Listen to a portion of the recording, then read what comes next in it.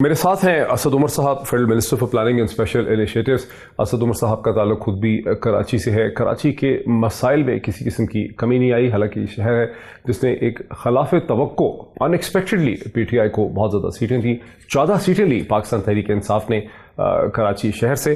اسد عمر صاحب، کیا وجہ ہے کہ کراچی شہر کے جو بڑے بڑے مسئلے ہیں، تقریباً 1.5 برس ہونے کو ہے تحریک انصاف کی حکومت کو، آپ کا تعلق کراچی سے ہے، K4 جو واٹر کا پروجیکٹ ہے جو غالباً کئی دہائیوں سے، کئی ڈیکڈ سے وہ نہیں امپلیمنٹ نہیں ہو پا رہا، سرکولر ریلوے جس کے بارے میں اب سپریم کورٹ نے باقاعدہ کہہ دیا ہے شیخ رشید صاحب کو کہ 3 مہینے میں اسے کمپلیٹ کریں، میس ٹرانزٹ سسٹم، یہ سب وہ ہیں جہاں سندھ حکومت کا رول نہیں ہے، جہاں وفاقی حکومت نے فنڈنگ جنریٹ کرنی ہے، ریسورسز موبلائز کرنے ہیں، امپلیمنٹ کرنے، لیکن کوئی پروگرس نہیں کی آپ کی حکومت نے۔ سر یہ آپ کو کس نے بتا دیا؟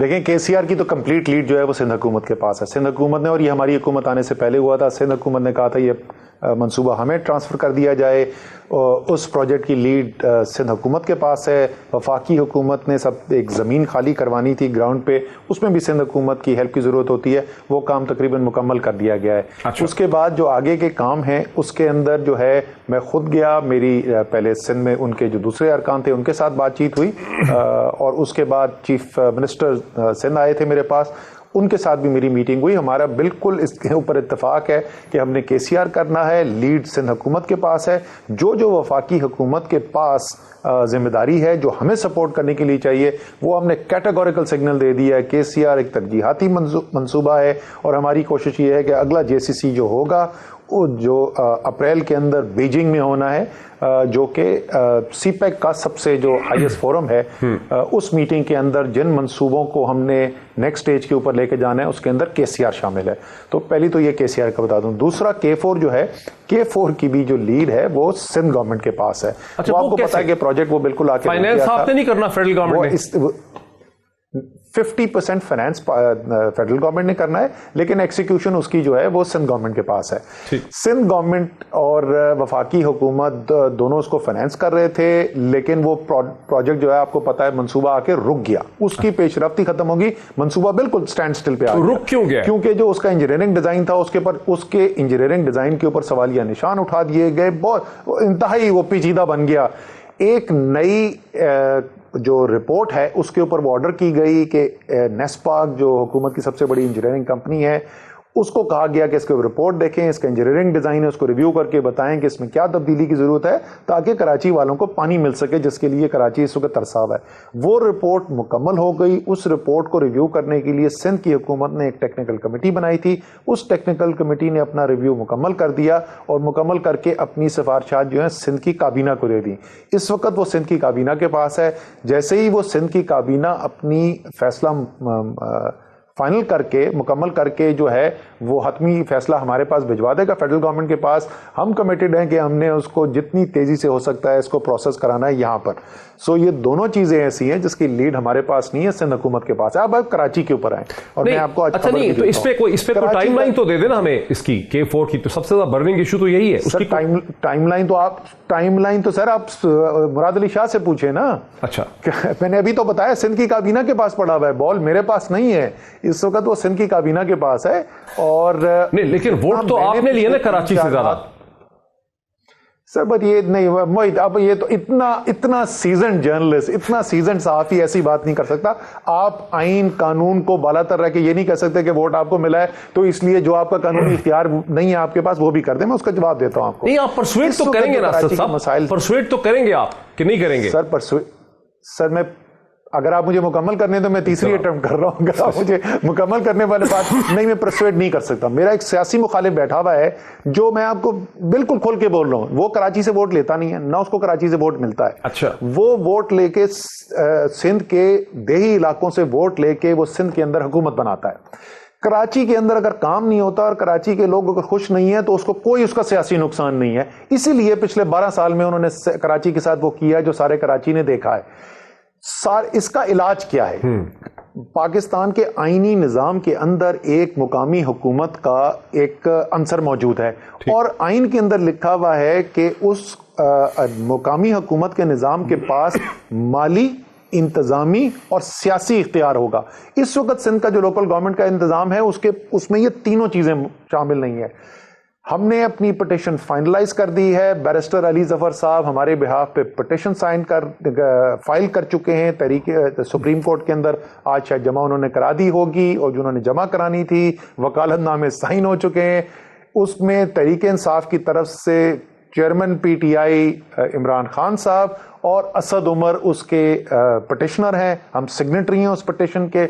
हम सुप्रीम कोर्ट जा रहे हैं कि ये जो निज़ाम सिंध के अंदर मुकामी हुकूमत का है ये आइन से मुताबिकत नहीं रखता, और मोई जिस वक्त तक आप मुकामी हुकूमत को कराची में जो वोट लेके आ रहा है, जो किसी भी और शहर के लिए, ये खास कराची की बात नहीं, मैं सारे पाकिस्तान के लिए बात कर रहा हूं, लेकिन केपी में तो हमारी हुकूमत है, हमने सिस्टम बदल दिया, पंजाब में नया सिस्टम लेकर आ गए, इस्लामाबाद के लिए नया कानून बना रहे। जब तक कराची के पास ये इख्तियार नहीं होगा कि वो अपने फैसले खुद कर सके और उसके पास वो वसाइल हों, चाहे कोई पार्टी इस वक्त क्यों की वहां पे लोकल गवर्नमेंट तहरीक इंसाफ की नहीं है, लेकिन जब तक आप इख्तियार उनको नहीं दिलाएंगे, जो अभी पॉलिटिकल स्ट्रक्चर है, जो सियासी इंतजाम वहां पर है कि तमाम इख्तियार सिंध की प्रोविंशियल गवर्नमेंट के पास है, सूबाई हुकूमत के पास है, जिसको वोट ही नहीं पड़ता कराची से, तो वही होगा कराची से जो पिछले 12 साल से हो रहा है। उम्मीद है कि सुप्रीम कोर्ट इसको टेकअप करेगी इस पिटीशन को, और ये क्योंकि ये इतना बड़ा इशू है तहरीक इंसाफ के लिए, कराची ने वोट डाला है, इमरान खान पे यकीन किया है, वही जो आप बोल रहे ना, हमने चुप करके नहीं बैठना। इसीलिए इस पे बड़ी बहस हुई कि क्या वजीर आजम को खुद साइन करना चाहिए, वो वजीर आजम की हैसियत में नहीं कर रहे, लेकिन कराची ने इमरान खान को वोट डाला है, इसलिए इमरान खान खुद उस पिटीशन को साइन करके दरवाजा खटखटा रहे हैं सुप्रीम कोर्ट का। अच्छा। ताकि कराची को इंसाफ दिलाया जाए। यानी प्राइम मिनिस्टर ने खुद साइन किया उस पिटीशन पे। वेरी इंटरेस्टिंग जी। अच्छा, ये तो खैर बड़ी इंटरेस्टिंग आपने बात बताई, लेकिन अब आपकी यही एक्सप्लेनेशन फिर मैस ट्रांजिट सिस्टम पे भी अप्लाई हो जाएगी कि वहां पर भी सिंध की हुकूमत इंटरेस्टेड ही नहीं। मैं आपको नहीं ग्रीन लाइन का बता देता हूं कि ग्रीन लाइन जो है उसमें पहले ये फैसला हुआ था कि उसका इंफ्रास्ट्रक्चर बनाना था, वफाकी हुकूमत ने बसें लानी थी सिंध की हुकूमत ने, और उसका जो सॉफ्टवेयर सिस्टम है वो प्रोविंशियल गवर्नमेंट ने लाना था। उसके बाद प्रोविंशियल गवर्नमेंट ने कहा कि नहीं, हम ये नहीं करना चाहते, ये भी वफाकी हुकूमत करे, तो वो भी वफाक ने ले लिया। तो अब वो वफाकी हुकूमत उसको कंप्लीट करने की कोशिश कर रही है। वो क्योंकि बीच में तातुल आ गया था उसकी वजह से डिले है, लेकिन हमने रीअप्रोप्रिएशन करके पैसे दूसरे प्रोजेक्ट से ट्रांसफर करके ग्रीन लाइन को पैसे ज्यादा दे दिए थे ताकि उसकी फास्ट ट्रैक कंप्लीशन कराई जा सके। इंशाल्लाह ताला इस साल जो है वो ग्रीन लाइन को ऑपरेशनल कर देंगे। उसके अलावा कुछ और मंसूबे हैं जो अगले 1-1.5 माह के अंदर वजीर आजम खुद जाके इनॉग्रेट करेंगे। लेकिन मैं फिर वही कहूंगा, कराची के हालात उस वक्त बेहतर होंगे जब लोकल गवर्नमेंट का निज़ाम एक ऐसा आएगा जहां पे एक वाकई बाइख्तियार मुकामी हुकूमत का सिस्टम होगा।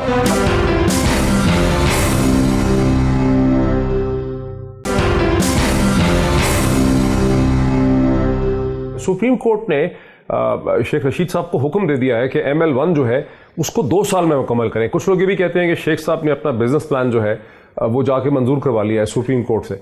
ये आप प्लानिंग मिनिस्टर हैं, आपको लगता है कि 2 बरस में इतना बड़ा, इतना एम्बिशियस प्लान जिस किस्म की कोई नज़ीर ही नहीं मिलती, ऐसी चीज़ बनाई नहीं पाकिस्तान में कभी पहले गई, ML1 ये बन जाएगी 2 साल में? सर मैंने तो अपने जो मेरी राय है मैंने वो चीफ जस्टिस साहब से और सुप्रीम कोर्ट के बेंच से शेयर कर दी थी, लेकिन उन्होंने रेलवेज मिनिस्ट्री को हिदायत दी हैं। अब देखें रेलवेज मिनिस्ट्री क्या करती है। मैंने तो अपनी राय दे दी थी कि ये शायद इस वक्त में, शायद क्या, मेरे ख्याल में वो मुमकिन है ही नहीं। बिल्कुल, मैं भी यही सोच रहा था। अच्छा है कि आप तो चूंकि फेडरल प्लानिंग मिनिस्टर हैं कि इतनी बड़ी रेलवे लाइन जो कि इस मुल्क में बल्कि साउथ एशिया में शायद किसी ने भी 2 बरस में इतनी बड़ी जो इंजीनियरिंग प्रोजेक्ट है जिसमें पुल बनेंगे, जिसमें टनल्स बनेंगी, जिसमें बड़ी सपोर्ट स्ट्रक्चर खड़ा होना है, वो भला कैसे खड़ा हो पाएगा? चलें, ये आपने अच्छा इसका एक्सप्लेन कर दिया। थोड़ा सा फाइनेंस के हवाले से, एक चूंकि आप प्लानिंग मिनिस्टर भी हैं, अब ये बात तो आम आदमी तक भी चली गई है, स्टूडेंट्स तक भी चली गई है कि 18वीं तरमीम के बाद फेडरल गवर्नमेंट को जो रेवेन्यू का शेयर मिल रहा है रिसोर्सेज का, वो 42.5% मिल रहा है, जबकि जो एक्सपेंडिचर का खर्चा जो है रियासत का वफाकी हुकूमत उठा रही है वो 67% है। ये जो एनोमली है, मतलब ज़ाहिर है इसको फेडरल गवर्नमेंट इस वक्त कैसे पूरा करती है और इसका हल क्या है फ्यूचर में? सर देखिए, 7th NFC अवार्ड के बाद जो हुआ उसके बाद से वफाक जो है उसका तो फिस्कल जो ढांचा है वो बिल्कुल दरम बरम होकर रह गया है। क्या वफाक को और मज़ीद टैक्स इकट्ठे करने चाहिए? बिल्कुल इकट्ठे करने चाहिए, لیکن وفاق کا خسارہ جو ہے وہ آپ 3,000 ارب روپے سے زیادہ کا ہو رہا ہے. اگر میں پچھلے سال جو ہے ہم نے 4,000 ارب سے کم کلیکٹ کیا تھا ٹیکس, اس سال ہم بے ضبط تحاشا اس میں اضافہ کر کے پاکستان میں جس کی نظیر نہیں ملتی, ہم 5,000 ارب کلیکٹ کر لیتے ہیں. تو ڈاکٹر صاحب یہ جو 1,300 ارب روپے ہم جمع کریں گے نا, اس 1,300 ارب روپے میں سے ٹوٹل کوئی 525 ارب روپے جو ہے وہ وفاق کو ملیں گے. تو وہ جو 3,000 ارب سے زیادہ کا آپ کا خسارہ تھا, اس میں سے 525 ارب روپے یہاں سے ملیں گے. سو یہ جو ہم نے ایک فسکل سٹرکچر کیا ہے جس کے اندر اخراجات جو ہیں وہ تو ٹرانسفر نہیں ہوئے, لیکن آمدنی جو ہے وہ ٹرانسفر کر دی گئی ایک بہت بڑے نمبر سے. مجھے اس وقت انڈیا کا نمبر ایگزیکٹ آف ہینڈ یاد نہیں آ رہا, لیکن وہاں جو وفاق کا حصہ ہوتا ہے وہ اس سے کہیں زیادہ ہے جو پاکستان کے اندر ہے. جو پاکستان کی تعلیم آمدنی کے اندر جو ٹوٹل آمدنی ہوتی ہے, اس آمدنی میں جو وفاق کا حصہ ہے انڈیا کے اندر وہ کہیں زیادہ ہے اس سے بنسبت جو پاکستان کے اندر 50% سے زیادہ ہے. شاید پہلے کلینک مجھے ایز اے سیٹ کہ مجھے ایگزیکٹ نمبر اس وقت یاد نہیں, میرے خیال 50% سے ڈیفینیٹلی زیادہ ہے. ایگزیکٹ نمبر مجھے اس وقت انفارچونیٹلی یاد نہیں آ رہا ہے, لیکن میں انڈیا کی مثال دے رہا تھا آپ کو. میں نے پاکستان کا بتا دیا کہ کتنا ٹیکس, اگر آپ اس سے بھی زیادہ ٹیکس وفاق لینے کی کوشش کریں گی تو آپ تو بالکل ہی معیشت کو بٹھا دیں گے. اگر آپ کہیں گے 6,000 ارب زیادہ اکٹھا کر لو, کیونکہ مجھے 6,000 ارب زیادہ اکٹھا کرنا پڑے گا 2,500 ارب روپے مزید لینے کے لیے, خسارہ ختم کرنے کے لیے, تو پوری معیشت بیٹھ جائے گی. تو صرف میں ٹیکس اکٹھا کرتا ہوں, پیچھے معیشت ہی کوئی نہیں بچے گی. سو یہ ایک چیز ہے جس کے اوپر غور کرنے کی تو بڑی ضرورت ہے.